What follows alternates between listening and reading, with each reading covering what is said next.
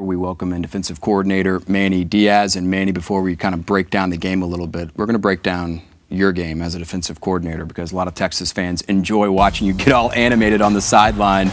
I mean, do you know you're doing this when it's going on, or is this just happening? No, I'm not really aware at times of what's going on. Sometimes that's a stunt double. It's not always me. I'll put a stunt double up there, but obviously defense is a high energy.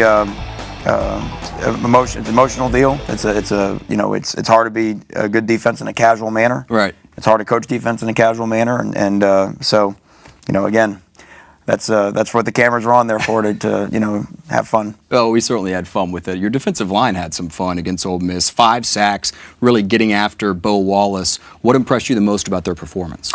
Well, especially in the first half, I just thought we were relentless with our rush. As always, the credit has to go to the coverage. There was a lot of times when you could see Wallace was sitting there just patting the ball, and then we just sort of closed the pocket on him. And that's what's kind of neat about it, is that you're not really sure who's going to get the sack. Sometimes on that one, Whaley forced him up into Brandon Moore. You can see here in MAC protection, great coverage downfield. Hicks keeps him in the pocket, and Jeffcoat gets a sack. So there's, it's always a team effort. Reggie Wilson, a great job. That was a double move. The corner stayed on top on the double move, so did a great job there. This was going to be a big screen and go. It was kind of a trick play where Alex got the sack because Jackson Jeffcoat actually dropped and took away the little screen and go there, trying to do a little deceptive play. So great team effort.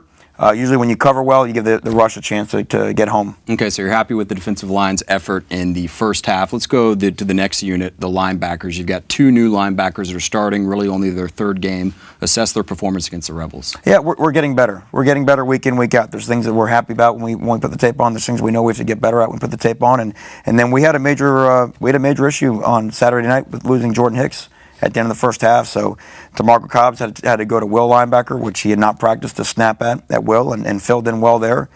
We had to see more Kendall Thompson. I thought Kendall Thompson did some nice things when he came in. And Dalton Santos got some reps in there. So that's who we are. And those guys are all getting better.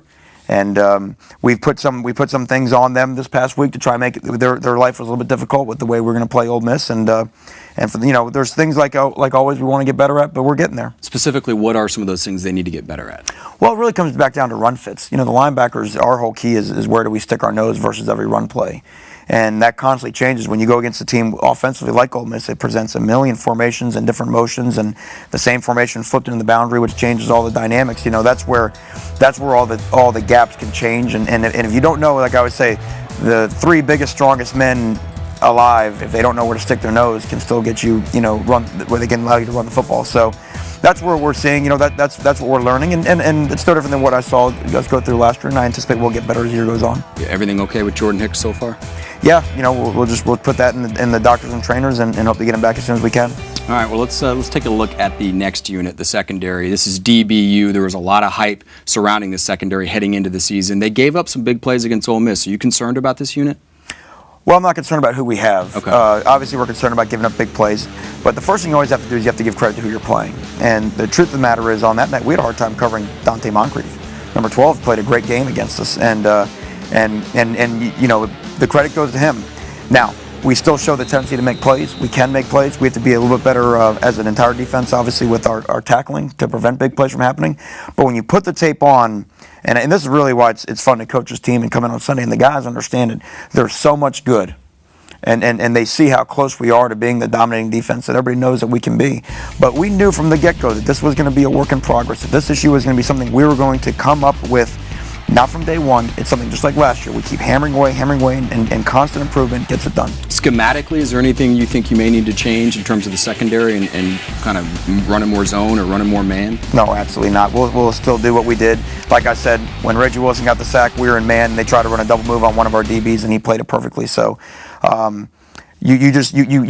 who you are. You keep doing what you're doing. Our guys want to play man. They want to mix it up with playing zone. We've done a great job of mixing both up, and we just got to keep playing better. Well, you've been preaching turnovers since you got here, and your defense has been really good at forcing turnovers. Sometimes, though, that mentality of stripping the ball and being hyper-aggressive can lead to being vulnerable with big plays. Do you think that's an issue with this defense? I don't. The big plays are an issue, but I don't think it comes from stripping the football. Missed tackles come from, big plays either come from missed tackles, missed assignments, or a lack of effort.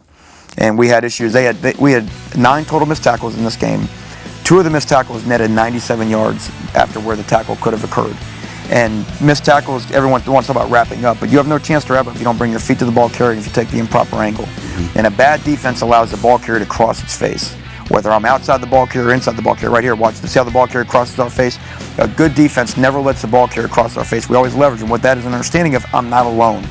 See, I'm never alone on the football field. There's always a guy. If I'm outside the guy, there's always pursuit coming from the inside. If I'm inside the guy, there's always someone outside of me that I'm pushing the ball towards, or Sammy Sideline, who's never missed a tackle and is the best defender in Texas history. So if we'll just continue to understand that, not let the ball cross our face, work on our angles, and then work in bringing our feet to the ball carrier, then we can fix our issues that we have. Sammy Sideline, the Mike Singletary. He's always making tackles. Hall of Fame tackler, never misses. All right, so we're going to have practice here on LHN on Tuesday and Wednesday. What can the Texas fans expect to see from your defense? You're going to work on angles, work on tackling. What's the focus? All those things. We'll get back into our tackling circuits. Coach Keenan will get the guys, the whole defense will rotate through. We'll all go onto the pit and just work again on running our feet on contact and just drilling all the different methods of tackling. But it's angles, it's running your feet, and then it's wrapping up with your arms. Wrapping up is important, but it's third, because I can't put my arms around something that my feet aren't at. I've got to bring my feet to the ball carrier, and if I do that, then we'll get there. And that's something that, again, it's just, I went back and looked at my notes from last year when we came out of the UCLA game. We had the same concerns coming out of the UCLA game. We felt like we had to become a better tackling football team after Game 3 last year. So it's something that, now the way that it materialized in the big plays was unacceptable. But this is part of what we do. This is why they call us coach, and we just got to keep working to get better. Oh, Coach, you almost never get a day off during the season. But Saturday you will not be playing. What are you going to do? You're going to sit on the couch like all of us and watch college football? That'd be nice. But there's usually not a lot of couch sitting going on in my house. Hopefully my kids might have a game, might be watching Little League baseball or little guys playing soccer or something like that. But we'll obviously have a keen eye on some of the teams that we're playing. Obviously, our next opponent also has a bye, but some of the ones after that will be playing, and we'll be watching. Coach, we always appreciate it. Thank you. My pleasure.